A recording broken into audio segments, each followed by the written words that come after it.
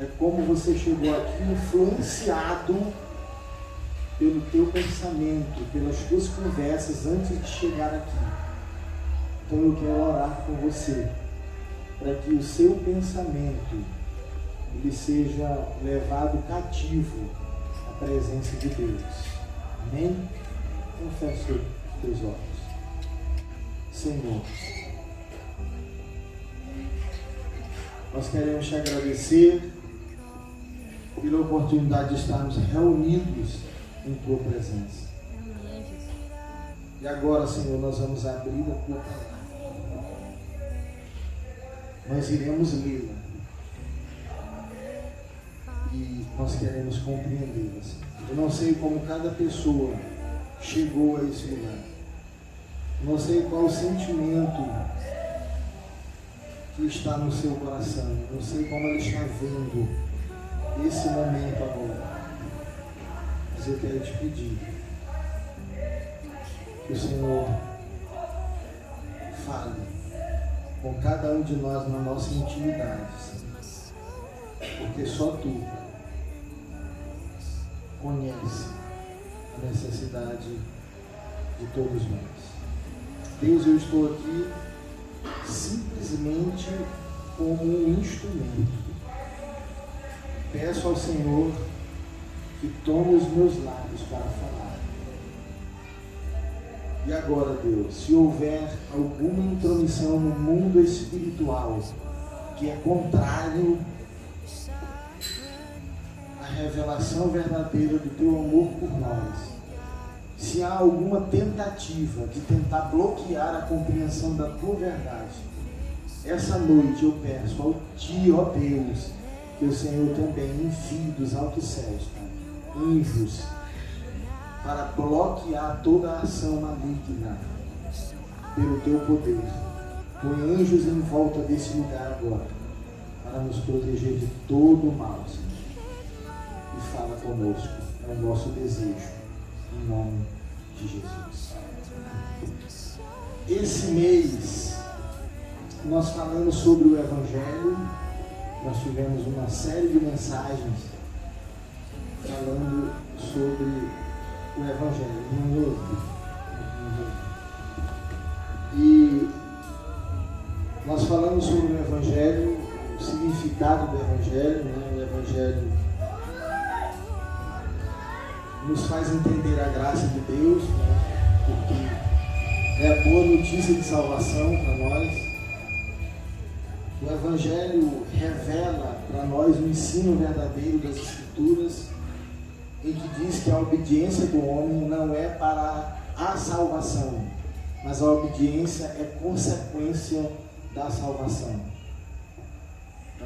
O Evangelho revela para nós que a salvação ela é por meio da graça de Deus e não por meio da justiça humana. E agora esse mês já é o último domingo do mês de maio, é isso? Hoje é o último domingo do mês de maio. Nós vamos começar uma série de mensagens falando sobre identidade. A nossa identidade em Cristo. E hoje nós vamos começar, né, com essa série de mensagens falando sobre identidade. E a mensagem de hoje é uma pergunta que vai nos confrontar sobre isso. Então eu quero perguntar individualmente para você agora: qual é a sua identidade espiritual? Você tem uma identidade. Qual é a sua identidade espiritual? Eu quero começar lendo a palavra de Deus em Atos, porque nós vamos ser norteados por essa compreensão, para que a gente entenda sobre a identidade, alguns aspectos importantes, né, na nossa vida. Então, o texto bíblico que eu vou ler aqui no versículo 5 E o versículo 15 do capítulo 9 de Atos, ele vai nos dizer assim: ele perguntou: quem és tu, Senhor? E a resposta foi: eu sou Jesus a quem tu persegues. O verso 15 diz: mas o Senhor lhe disse: vai, porque este é para mim um instrumento escolhido para levar o meu nome perante os gentios e reis, bem como perante os filhos de Israel. Senhor, esta é a tua palavra. Fala conosco.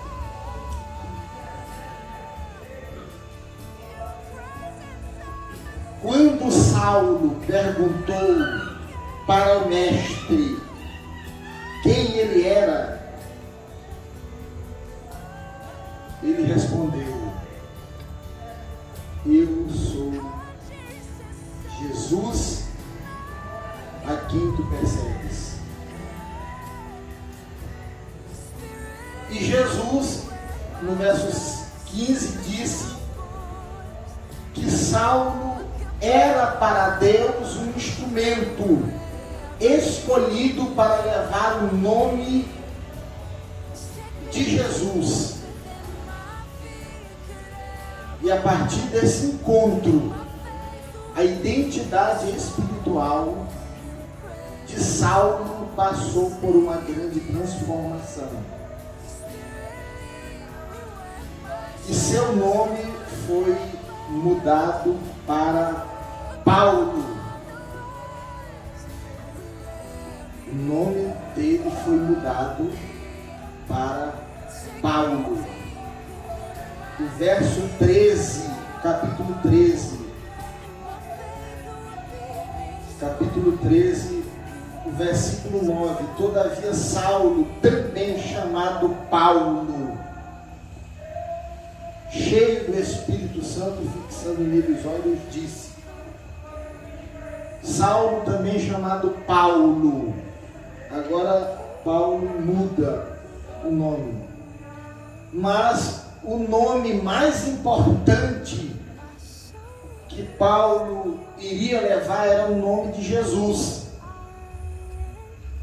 Veja que quando Paulo se encontra, ele diz: quem és tu, Senhor? E ele diz: eu sou Jesus a quem tu persegues.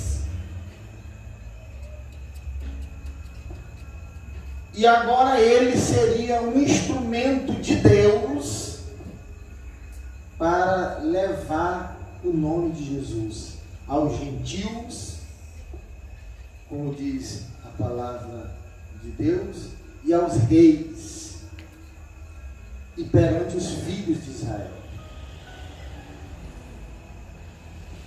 Quando alguém te pergunta quem você é, essa pessoa não está perguntando simplesmente para saber o seu nome, mas ela te pergunta porque ela quer saber quem você é verdadeiramente, ou seja, quer conhecer você.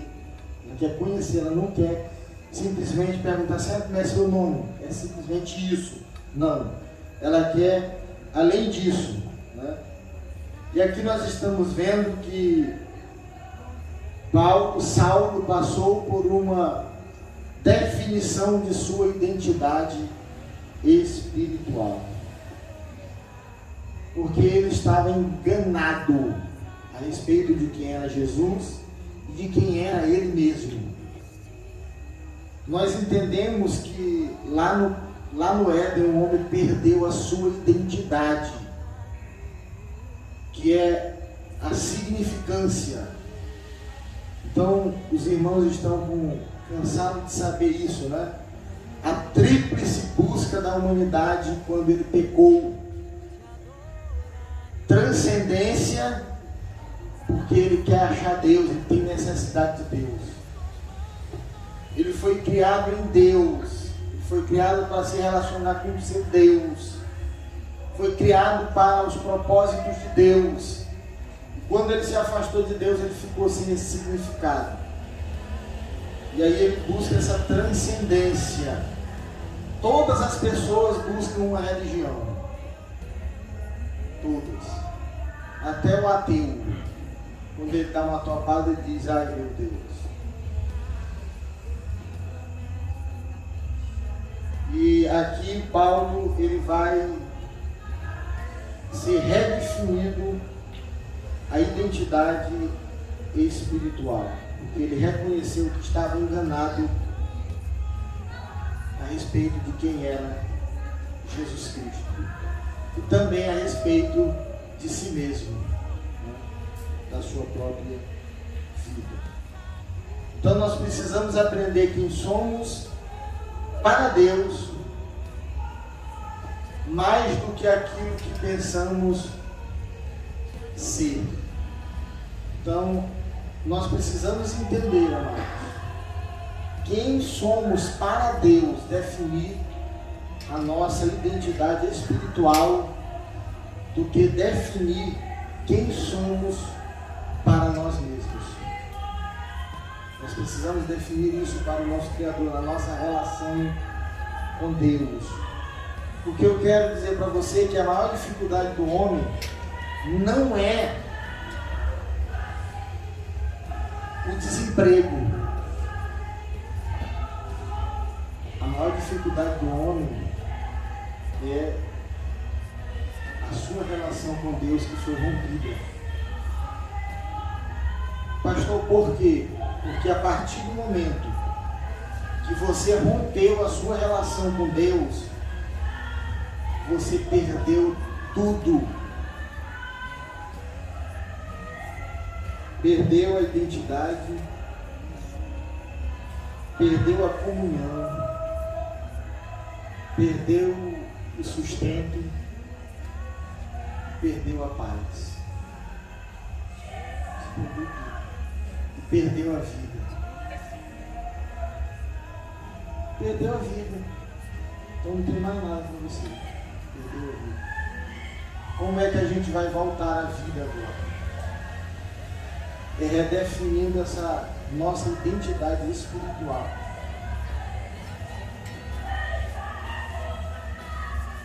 Irmãos, eu quero dizer para você o seguinte, que a nossa vida, a partir do pecado, é um estado. Qual é o estado que o homem está agora depois do pecado? O estado de morte. Vocês estavam, Efésios capítulo 2, vocês estavam mortos nos vossos delitos e pecados. Então é um estado. Você estava morto. Não tinha mais jeito para você. Então Deus, no momento em que Paulo ele se encontra com Jesus, é redefinido agora aqui para Paulo o estado espiritual dele, a identidade espiritual dele. Agora Paulo, que perseguia a Jesus, ele vai ser um instrumento de Deus para levar esse nome de Jesus a outras pessoas que também, como Paulo outrora, não entendia quem era Jesus. Como muita gente não entende quem é Jesus ainda para ele. Muita gente não entende ainda quem é Jesus para você. Nós precisamos entender quem é Jesus.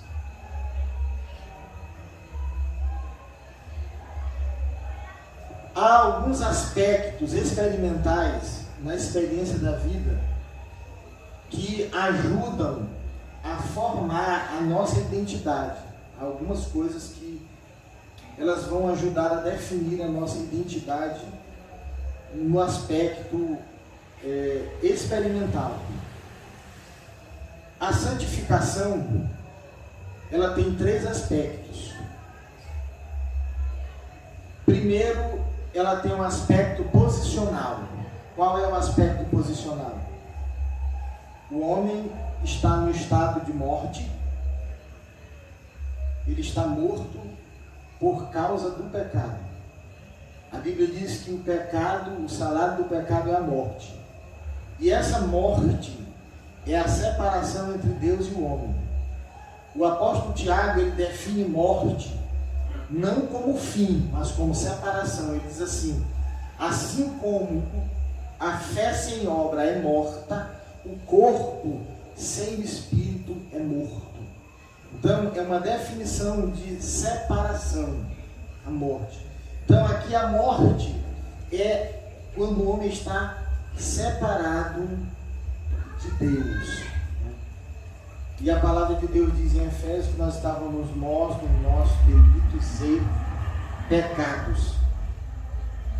Então era o estado que nós estávamos. E a primeira coisa que a santificação faz é no estado posicional. Então esse estado de morte, eu saio desse estado de morte e passo para o estado de vida. Ele diz assim: vocês estavam mortos nos vossos delitos e pecados, mas Cristo vos deu vida juntamente com Ele. Então agora nós estamos vivos em Cristo Jesus. Efésios capítulo 2, versículo 19, ainda falando na santificação no estado posicional.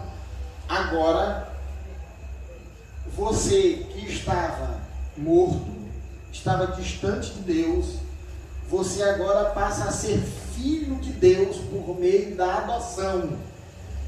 E é um benefício da salvação na pessoa de Jesus Cristo, quando você passa agora a ter vida. Então a sua identidade agora, você tem uma família. A sua família, ela vai ser definida agora.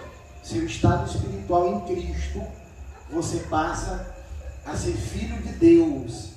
Ele diz assim, olha, lá em Efésios capítulo 2, verso 19: agora vocês já não são peregrinos, mas vocês são concidadãos dos santos e da família de Deus. Amém? Então nós que estávamos distantes, nós que estávamos mortos, Jesus Cristo veio, ressignificou a nossa vida, nos trazendo de volta, fazendo a gente viver o estado de vida. Agora você está vivo, você ressuscitou dos mortos agora, com Jesus Cristo, tá certo? E agora você é da família de Deus por meio da adoção em Jesus. Então Jesus é o primogênito de Deus, porque ele foi gerado por Deus ali no ventre de Maria. Ele é o primogênito, e nós somos irmãos, né, de Jesus. Nós somos filhos de Deus por meio da adoção em Jesus Cristo, o nosso Senhor. Então a nossa identidade é definida aí. Então santificação, o primeiro estado da santificação é o posicional. Eu saio do estado de peregrino, eu saio do estado de peregrino e passo a ter uma cidadania. E qual é a minha cidadania? Não é a terra, é o céu. Eu passo de um estado de morto para um estado de vida. Eu passo de um estado de peregrino para um estado de filiação e adoção em uma família de Deus. Então eu tenho um estado, Deus está estabelecendo a minha vida nele agora. O segundo estado da santificação é o experimental. Eu posso dizer que a irmã Yara é mais santa do que a irmã Ruth no estado experimental. Por quê? O que define o estado experimental já está dizendo, é empírico, é o que eu faço, é como eu me comporto na minha vida. Isto não está dizendo que a pessoa não é salvo, ele é salvo, porém, ele experimenta os mistérios de Deus com uma profundidade maior do que uma outra pessoa. Isso pode acontecer, biblicamente pode acontecer. Quando alguém é mais dedicado, a pessoa ora, ela tem uma vida devocional, ela lê a sua Bíblia, ela é constante, né, na palavra de Deus. Ela não é uma pessoa que vem na igreja em momentos, por exemplo, em momentos festivos. Tem gente que vem na igreja na Páscoa, né, no retiro e no culto de fim de ano. Então tem outros que não, que eles têm uma fidelidade com a sua vida espiritual. Eles entendem que eles foram chamados para viver uma vida na igreja, ter comunhão com a igreja, ter uma aliança com Deus e com a igreja, né? Também produzir fruto, viver uma vida de dedicação. Então essa vida de dedicação, de santificação, é um estado experimental, em que a pessoa ora, em que a pessoa lê a Bíblia, né? Em que a pessoa tem um temor maior de Deus, na obediência, ela vive em obediência à palavra do Senhor. Então é o estado experimental. E o outro é o final, né? O estado final, a santificação final, que é a glorificação. É quando Jesus vai vir e ele vai levar a sua igreja, e todos nós teremos os corpos transformados. Então nós seremos como os anjos. E aí a gente vai receber uma graça chamada non peccare, que é nós não vamos mais pecar, porque nós seremos transformados e o nosso corpo, que era corruptível, será revertido de incorruptibilidade. Quando nós ressuscitarmos na santificação final, na glorificação, em que Jesus aparecerá nas nuvens e ele levará a sua igreja para a morada eterna, nós seremos iguais a ele. Nós não, aí lá diz lá em Apocalipse que não haverá mais a tristeza, o sofrimento, a doença, porque nós estamos aqui ainda vivendo na corruptibilidade. O nosso corpo, como o apóstolo Paulo diz, nós ainda carregamos no corpo a vergonha, que é a fragilidade do corpo, que é a morte. Então não haverá mais morte, não haverá mais choro, não haverá mais ranger de dente, não haverá mais doença. Nada que a gente vê nesse mundo como sofrimento vai acabar. O último estado da santificação. Então vale a pena a gente esperar isso, vale a pena a gente perseverar nisso, vale a pena a gente entender quem é Deus e quem é Jesus para nós, porque Jesus ele veio nos buscar, ele veio preparar uma igreja. A palavra de Deus diz que João Batista ele veio preparar o caminho daquele que viria. E quando ele olhou Jesus do Jordão, ele diz: eis o Cordeiro de Deus que tira o pecado do mundo. Jesus ele veio tirar o nosso pecado. Jesus ele veio nos salvar. Jesus ele veio para dar a garantia da vida eterna para nós. Louvado seja o nome do Senhor Jesus Cristo. Você é conforme você anda. Como é que você está andando? Quero dar um exemplo aqui. Tem gente que mudou o andar, né? Tem gente que mudou o andar.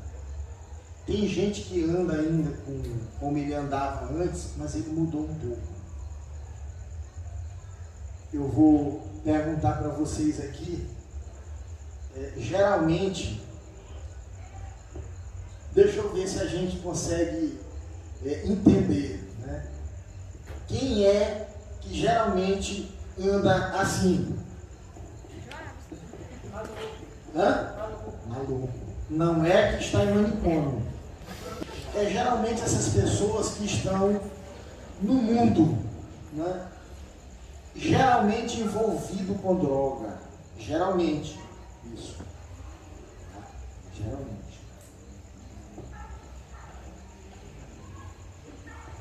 Quem anda assim? Jogador de futebol. João Pedro.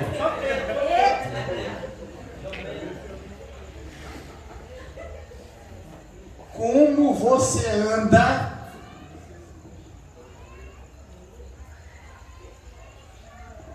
Está dizendo aquilo que você mais ou menos é, ou está definindo algo de você.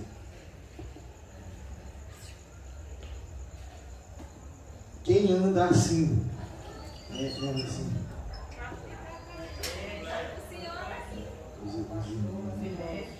Lá vai o irmão, o Bíblia, né? Como diz no Rio de Janeiro. Lá vai o Bíblia. Uma vez o Vitor, eu não quero trazer dúvida para vocês, eu quero trazer uma mensagem que defina, para que a gente entenda, né, que há às vezes exceções, né? Há exceções. Mas eu quero que a gente caminhe pelo pressuposto de que como a gente anda define quem nós somos, né? Baseado lá no Salmo 1, né? Quando a palavra de Deus, bem-aventurado o homem que não anda no conselho dos ímpios, não se detém no caminho dos pecadores e nem se assenta na roda dos escarnecedores. Então é mais ou menos, querido, eu quero trazer para uma compreensão de uma regra, né, na prática nossa aqui, que a gente vai definir muito quem a gente é pelo ambiente que nós estamos. Ou seja, você vai receber uma formação pelo ambiente que você vive e pelas pessoas que você convive. Esse texto ele é muito claro, porque ele diz: bem-aventurado o homem que não anda no conselho dos ímpios, não se detém no caminho dos pecadores, não se assenta na roda dos escarnecedores, né?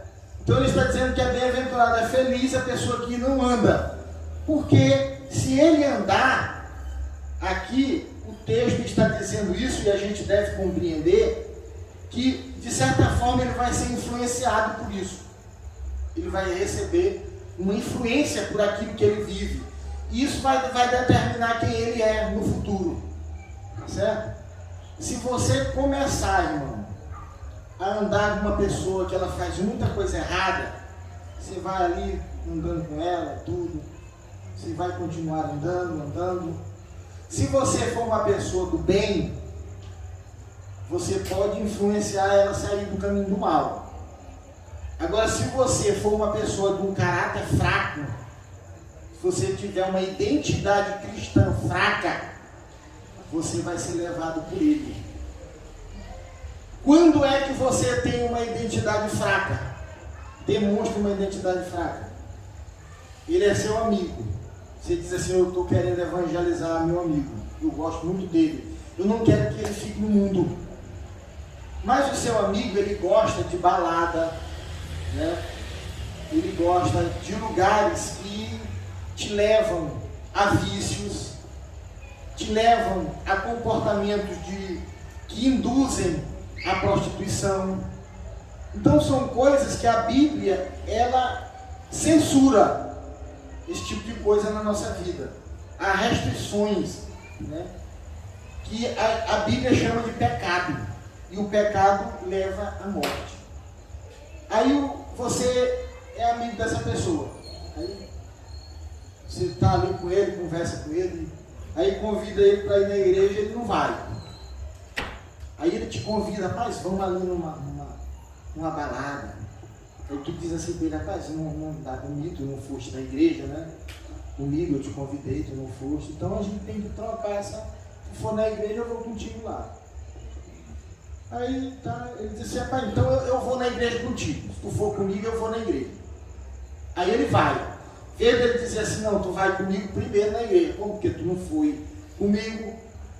Então depois que tu fores lá, tu vê como que é lá, aí eu vou lá contigo para ver como é que é esse teu negócio. Então eu vou apresentar meu mundo para ti, tá certo? E eu também posso lá ver como é que é esse teu mundo. Aí ele vai. Aí ele não tem um caráter firme, né? Ele ainda tem. Ele era uma pessoa que eu conheci um irmão lá na minha igreja.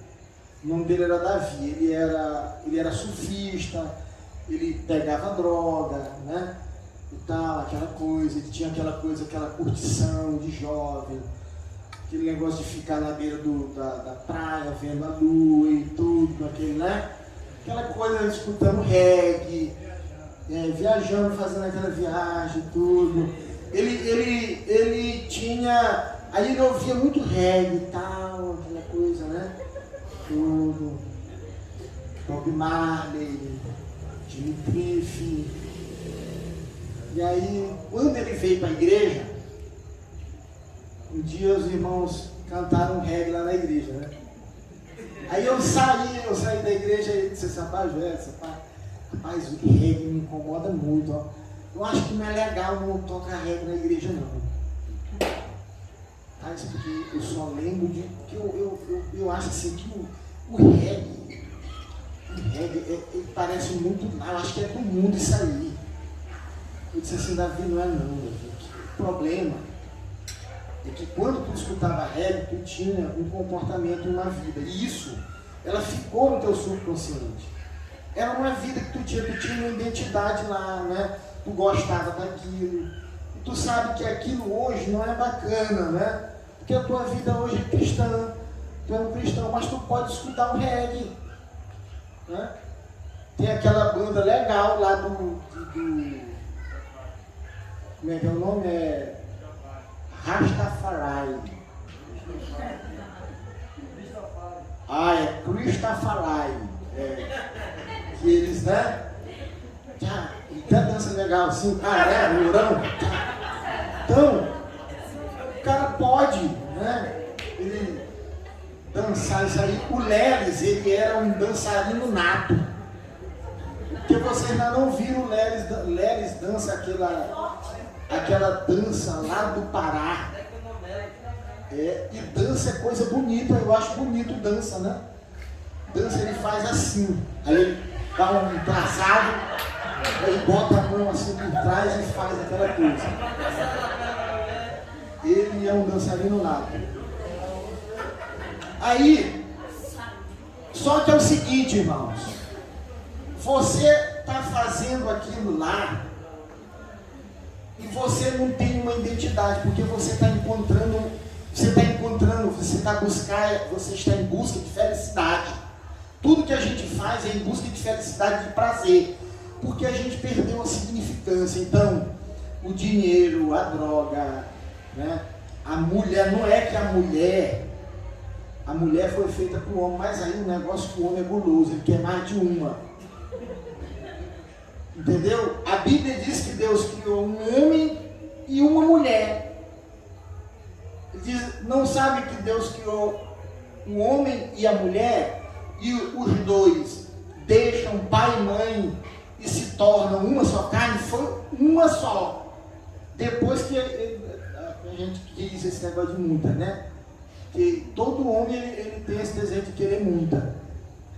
Se o camarada disser que ele nunca teve esse desejo, ele é mentiroso, viu? Todo homem aqui já quis, né?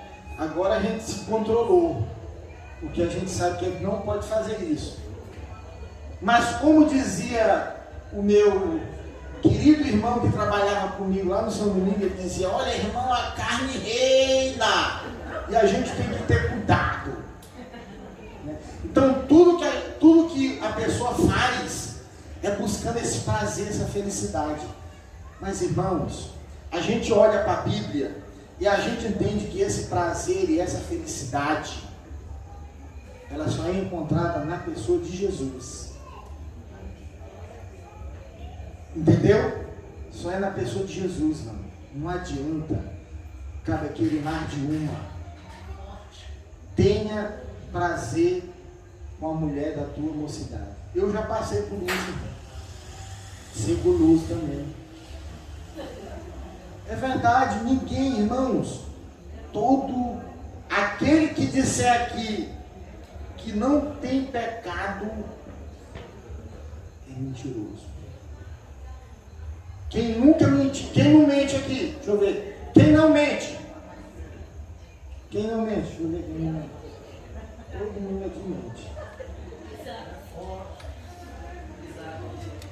Todo mundo aqui mente. Se você disser que não mente, você já está mentindo.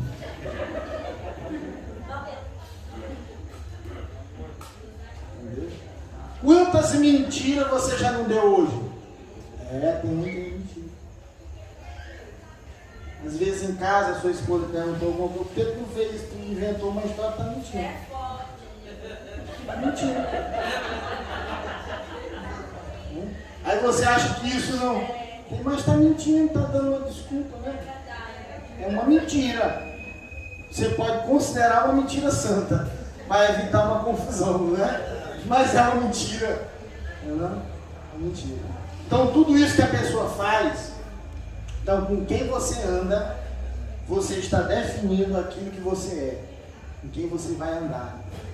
E aí a história, o camarada foi lá, né? Como ele não é firme de caráter, o que vai acontecer?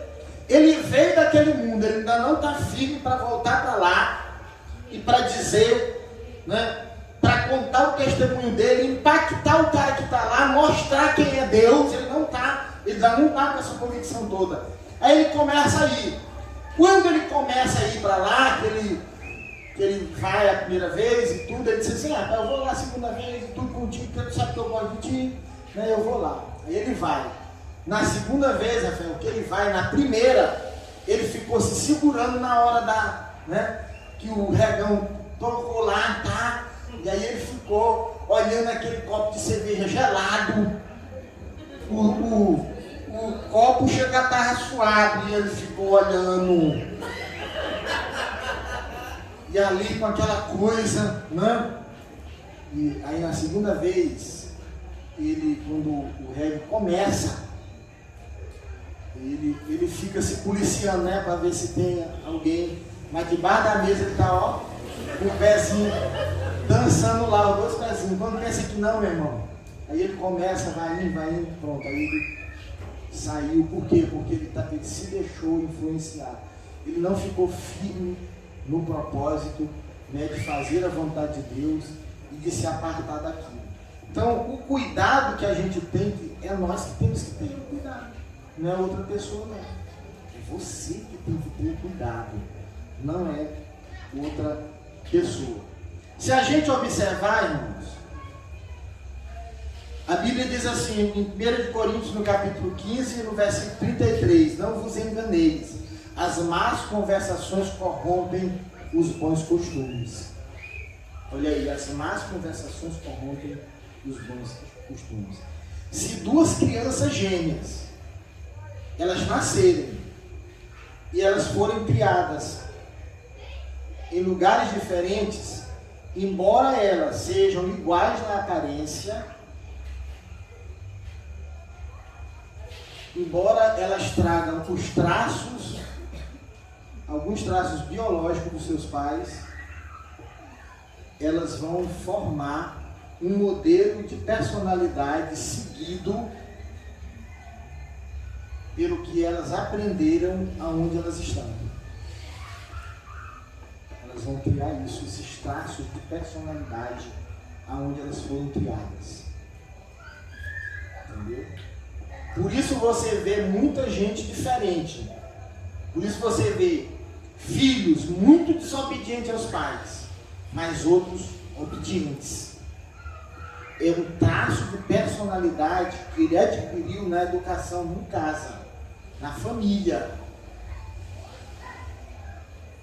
Isso é um traço de personalidade que foi criado lá. Ele olhou lá e foi ensinado na casa dele. Então, o que eu quero dizer com isso? Que nós temos um modelo a ser seguido. A palavra de Deus diz assim: ide e pregai o evangelho a toda criatura, ensinando-os a guardar tudo aquilo que eu vos tenho ordenado. Olha, ensinando a guardar aquilo que eu tenho ordenado. Ensinando. Então nós temos um modelo a seguir. Qual é o modelo a ser seguido? É o modelo da personalidade a ser seguido. Qual é? É o modelo de Jesus. É o modelo de Jesus Cristo para nós. Esse é o modelo que nós devemos seguir. Certo? 1 João capítulo 2, verso 6 diz assim, ó, aquele que diz que permanece nele, esse deve também andar assim como ele andou. Muito importante isso que eu vou dizer para você. Se você quiser mudar a sua identidade espiritual, você precisa mudar o ambiente que você está vivendo. Você precisa procurar pessoas melhores. Por isso que quando a gente se converte, eu quando me converti, até a minha família, ela se distancia da pessoa. Por quê? Porque o gosto deles, os lugares que eles vão é diferente do nosso. Domingo nós vamos para a igreja, domingo é dia do Senhor, né? Eles vão para outros lugares. A diversão deles é outra, entendeu? Chegava gente lá na minha casa, na hora de eu ir para a igreja, ele ia ficar sozinho em casa. Tá aí a minha esposa aí, que sabe como é que era lá em casa. Esse negócio de chegou, negócio de visita de domingo na igreja. Eu sou crente, a minha identidade é de cristão. Eu tenho compromisso com Deus. A pessoa tem que saber isso. Agora tem gente que é fraco. Ah, fulano chegou. Irmão, por que tu não foste à igreja domingo? Sentiu tua falta, tua cadeira estava lá.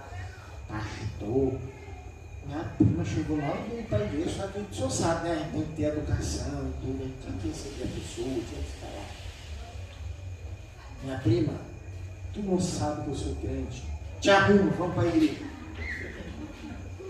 Não, minha prima, eu estou cansado, então fica aí, me aguarda, que é 2 horas só o culto. Pronto, resolveu o problema. Fica lá, o que é isso? Já é uma certa friozinho, está batendo um vento sul, né? Que está chegando, está se aproximando e a pessoa não está percebendo. O que é isso? Está andando com alguém, está sendo influenciado por alguma coisa, que está tirando o interesse das coisas de Deus. Não quero demorar, porque eu só tenho 4 minutos.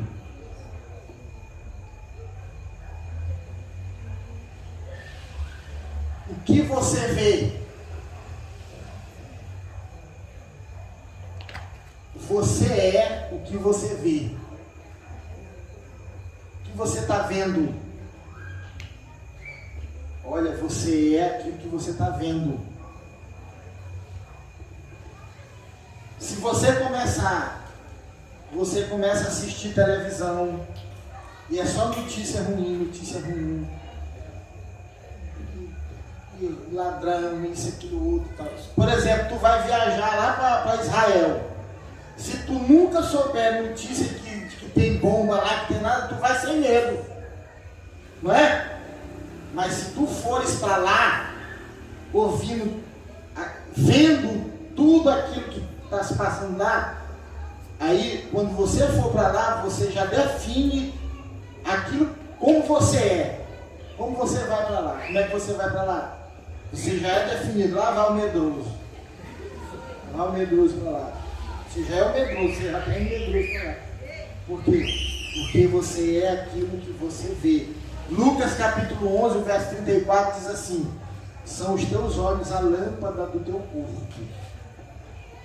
Se os teus olhos forem bons, todo o teu corpo será luminoso. Mas se forem maus, todo o teu corpo ficará em trevas. Então, o que nós estamos vendo, ou a maneira como enxergamos as coisas, também muda muito do que nos tornamos. Quero dar só um exemplo. Se você vê uma pessoa tratando mal alguém, você está no ambiente, tudo, né? Que a pessoa trata mal, e você se acostuma com aquilo, você está vendo aquilo. Se você não tiver cuidado, depois você está tratando as pessoas do mesmo jeito, que você está vendo aquilo ali. Você vai vendo aquilo, vai vendo, e aí você começa no seu subconsciente a acumular aquele tipo de ensino para você. Depois você está agindo como aquela pessoa e não sabe por quê, né? E aí eu aqui até concordo com Freud, né? Aquela teoria do iceberg, do consciente e do subconsciente, que ele diz que o iceberg, a gente só vê a pontinha do iceberg, né? Então o nosso pensamento, as nossas ações, elas não são definidas só por aquela pontinha que é o pensamento ali, as coisas que a gente está vendo e as experiências que a gente tem no agora. Mas o nosso comportamento, as nossas ações, as nossas relações, elas são definidas por aquilo que está embaixo, que é o grande pedaço do iceberg, que é toda a experiência desde a infância até a fase adulta, né? Que a gente vai definir tudo aquilo que a gente é. E aí ele tem aquela teoria, né? A teoria das fases, que é a fase oral, a anal, né? Que ele vai fazer, por exemplo, a criança, ela tem uma fase que tudo ela leva para a boca, né? Então ali é a fase oral, ela come até o próprio cocô dela, é a fase oral. Então nessa fase ele diz que a pessoa acumula algumas coisas que vão determinar essa personalidade dela também, né? Isso é uma teoria freudiana, né? Uma teoria que ele tem aí, ele diz que... E a outra coisa é a sexualidade. E sexualidade em Freud não é só o sentido do sexo. Sexualidade é tudo aquilo que te dá prazer. E ele chama de sexualidade em Freud de pulsão. É aquilo que você quer fazer, que você não se controla, né? Nessa pulsão que você está ali, né? Que você é dominado. E aí ele, na questão do sexo, ele traz a teoria de Édipo, que é o filho que se apaixona pela mãe na infância. Então, ele diz que todo filho homem, ele tem uma fantasia pela mãe. Ele vai se apaixonar pela mãe, vai ter uma fase que ele vai ter ciúme do pai. E essa fase, ela também cria uma determinação na personalidade dessa pessoa. Então, ele diz que tudo isso está nesse iceberg. Então, há reações na fase adulta que você vai ter, que você vai reagir, vai fazer uma coisa, você, mas por que eu fiz isso? Eu não entendo por que eu fiz isso. Ele diz que isso é determinado por essa teoria dele. Tá certo?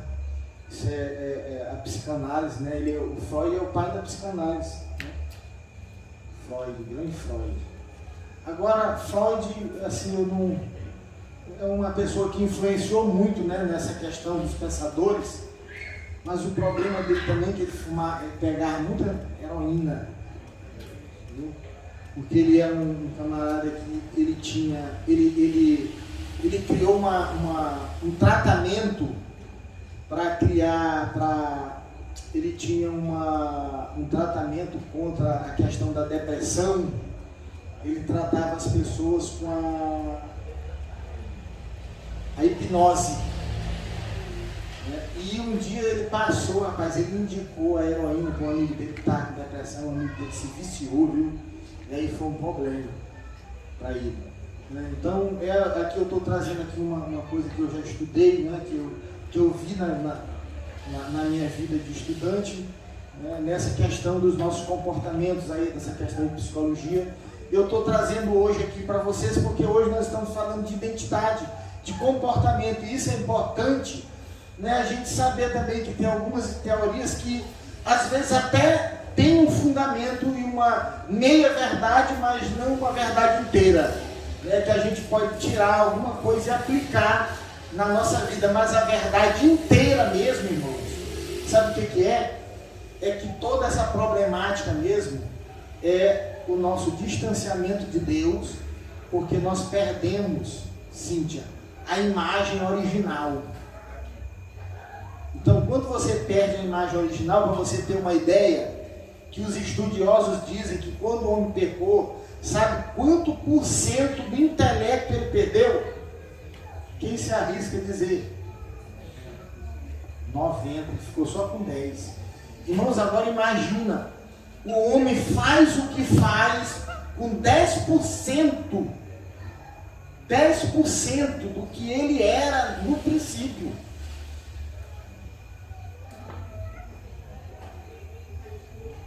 Irmãos, e isso é verdade, sabe por quê? Adão deu nome a todos os bichos. Adão que catalogou todos os animais da terra. Então Adão, ele era um homem altamente capaz. Ele foi criado, quando a palavra de Deus diz que nós somos criados na nossa essência, homem, imagem e semelhança de Deus. Adão veio com uma capacidade administrativa incrível, uma capacidade de autoridade, de administração. Quando Deus diz, façamos o homem à nossa imagem e semelhança, domine ele sobre as aves, sobre todos os animais da terra. Dominar, ele criou para ele dominar. Então Deus criou o homem parecido com ele, com a capacidade de domínio, de controle, de administração. E Adão perdeu isso, né? Quando ele peca ali, ele perde a administração da casa dele, e Eva, né? Aí aconteceu aquela problemática toda, aquela discussão lá na frente de Jesus, de Deus, né? Não foi ela, não foi ele. A primeira discussão do casal, né? Por isso que discussão no casamento até hoje, por causa deles. Se a gente encontrasse eles agora, né?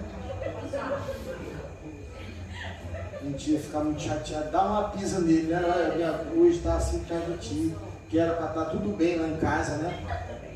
E aí eu estou trazendo esse negócio, herdei isso aí de ti, era para estar tudo legal na minha casa. Né? A gente herdou esse DNA desse pegado. Então você é aquilo que você vê. Então eu quero finalizar aqui. Como é que a gente, irmão Marcos? A Bíblia diz lá em Provérbios 27, no versículo 20. O 27 e 20, Provérbios 27 e 20, viu, Fabiano? Diz assim, ó. Os olhos do homem nunca se satisfazem. Os olhos do homem, isso não é a questão do homem gênero, é do homem sentido de raça humana, entendeu? Os olhos dos homens nunca se satisfazem. Né? Então isso aqui revela muitas verdades, mostrando o que a pessoa realmente está sentindo. O que ela está sentindo, ela nunca está saciada. Ela nunca está, né? Ela vê uma coisa e ela já promove um sentimento a partir daquilo que ela está vendo. E por isso a gente tem que ter cuidado com aquilo que a gente vê. Porque se você começar a ver, dar atenção a tudo que você vê, se você começar a ver tudo, você vai acabar criando uma confusão muito grande. Irmão, sabe por que hoje nós estamos num tempo, tem um psicólogo aí, ele é psicólogo, parece que é psicólogo, chamado Augusto Cury, é psicólogo, né? Ele é psicólogo, ele tem uma teoria também aí, de um estudo que ele fez, que ele descobriu que o mal do século não é a depressão. Muita gente diz que é a depressão, né? Mas não é a depressão. É algo que desencadeia a depressão. Ele chama de síndrome do pensamento acelerado. O que é isso? É muita informação que você recebe. Então é aquilo que você está vendo demais. Você vê muita coisa. Né? Por que, irmãos, que os homens hoje, eles alimentam ainda muito mais essa tendência de trair as esposas, de adulterar? Por quê? Porque o homem, ele é visual. Ele é visual. E hoje, se você não tiver cuidado no WhatsApp, aí nos grupos que vocês estão, toda hora ele manda uma mulher nua e uma pessoa fazendo, né, coisa lá, aí manda, aí tu vai olhando aqui, vai despertando um desejo, tanto que não chegou em casa. Então quem tu encontrar no meio do caminho, né, tu vai querer fazer aquilo que tu está vendo ali, que tu está vendo. Então a gente vai fazer o quê? A gente vai ser moldado por isso. E por isso que a gente está errando muito, porque a gente começa a ver essas coisas, a gente não fecha os nossos olhos, a gente não, né? A Bíblia diz que se o teu olho te faz pecar, o que ele te mandar fazer? Arranca. Olha, Cacá, se o teu olho te faz pecar, mas tu fica cego. Porque é melhor tu entrar sem um olho no céu, porque lá ninguém vai ter cegueira, irmão. Então é mais antes tu perder a visão aqui do que tu ir para o inferno. Né? Então a gente tem que ter muito cuidado com aquilo que nós estamos vendo. Né? Então o que nós vemos, ou a maneira como enxergamos as coisas, também moldam muito do que nos tornamos. Então nós estamos nos tornando a partir daquilo que nós estamos vendo, aquilo aquilo que está entrando em nós por meio da janela do nosso corpo, que são os nossos olhos. Como o texto bíblico diz, o ensinamento diz, os olhos bons e os olhos maus. Então, os olhos têm a finalidade de fazer o quê? Mostrar, né? Tem a finalidade de quê?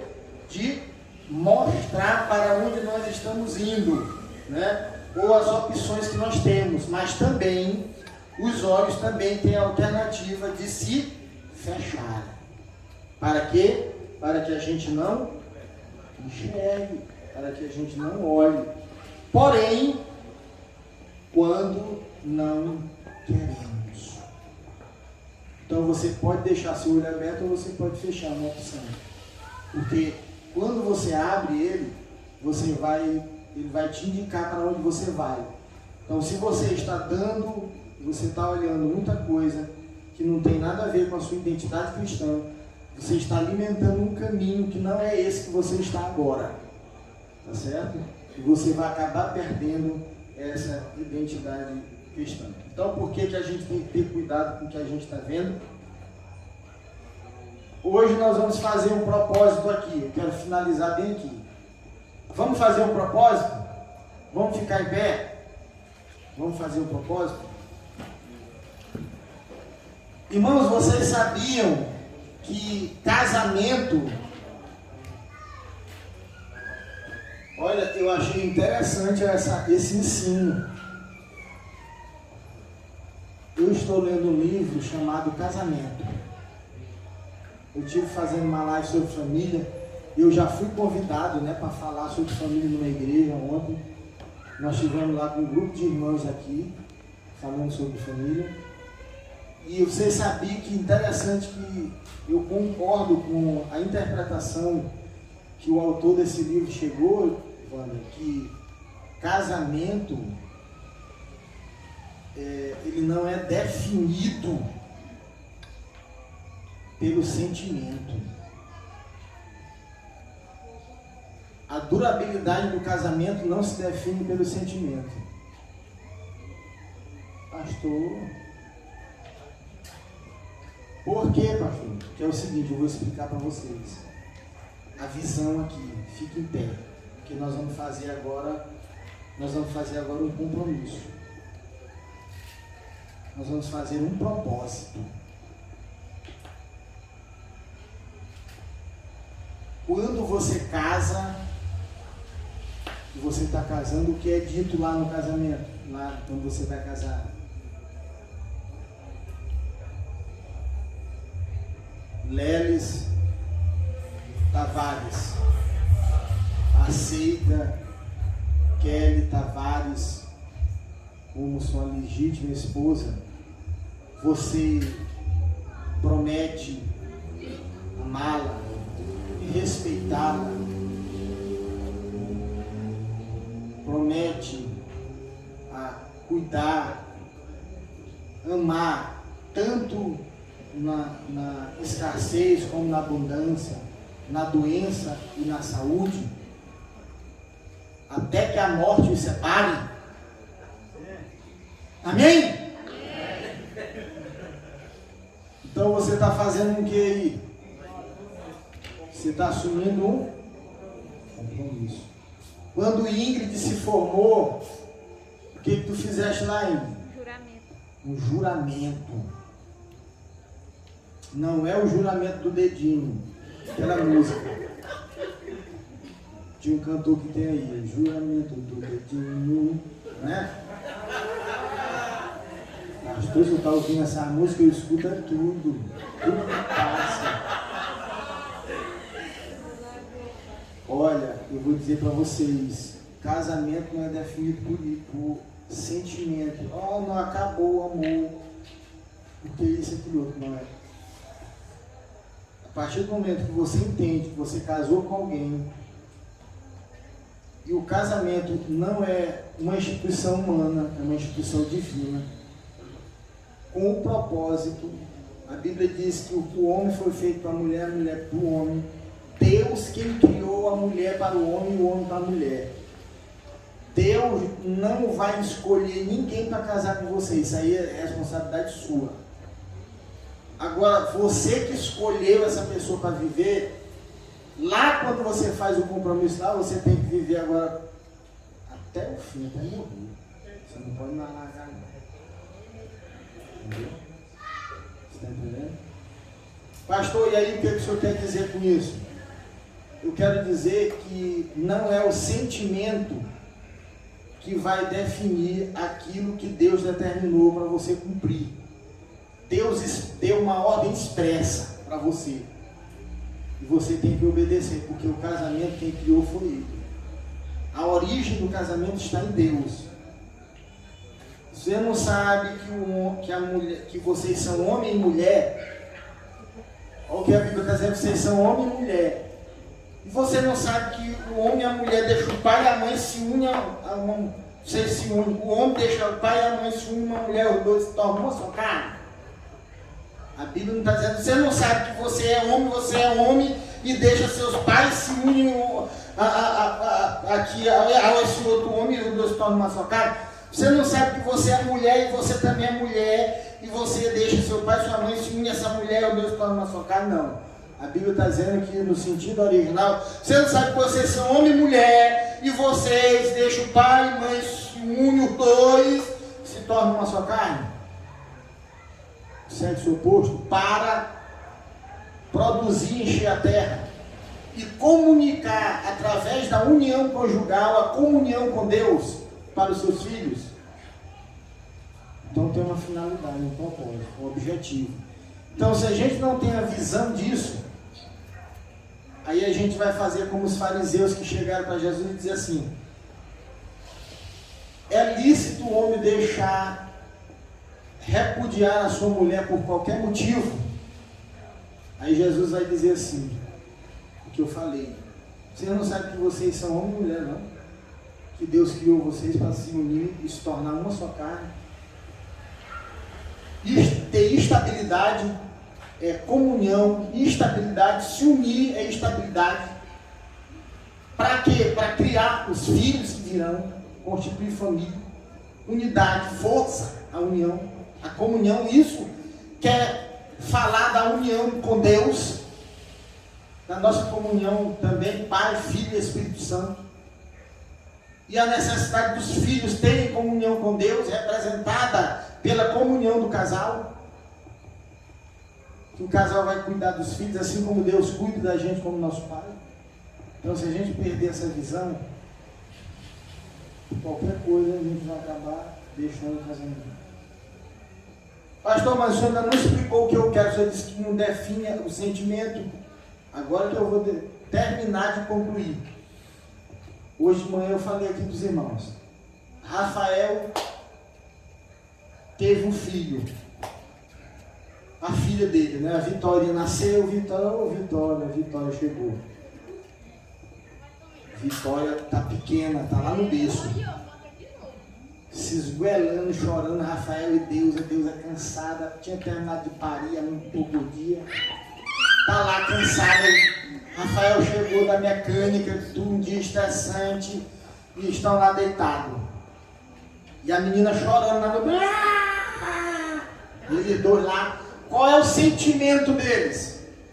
O sentimento, a emoção deles é a vontade de ficar deitado. Esse é o sentimento. Mas qual é o compromisso? Cuidar da filha, senão ela morre. Né? Entendeu? Agora vocês entenderam? O casamento. Pode haver, se houver traição, irmãos, em momento algum a Bíblia, ela dá vazão para que tenha apoio para que o cônjuge se separe. Pastor, tem sim, eu lhe mostro. A Bíblia diz lá que se tiver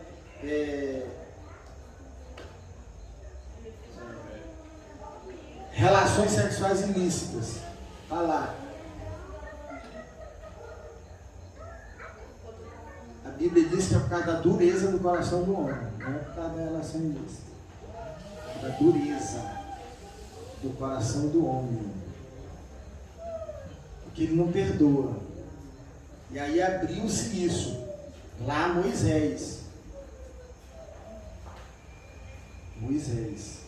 Mas Deus, Ele não quer que você fique até. Entendeu? Você está sofrendo agora, você está... Irmãos, isso talvez é complexo, né? E a gente está falando algo de identidade, algo sobre isso.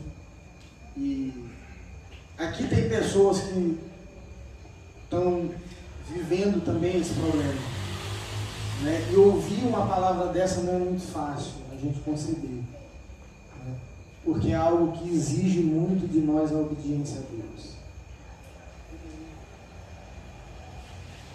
Então a gente abrir mão do nosso sentimento para obedecer a Deus não é fácil. Por isso que a Bíblia diz que tem que morrer para fazer a vontade de Deus. Pastor, mas Deus quer que eu sofra. Toda tempestade passa. E toda luta tem formas de se aprender a vencer o nosso opositor. Então é nessa visão, é nessa direção que a gente tem que caminhar. Não desistir. Desistir jamais. Deus não tem prazer nos que retrocedem. Então nós vamos fazer um compromisso agora. E qual é esse compromisso que nós vamos fazer?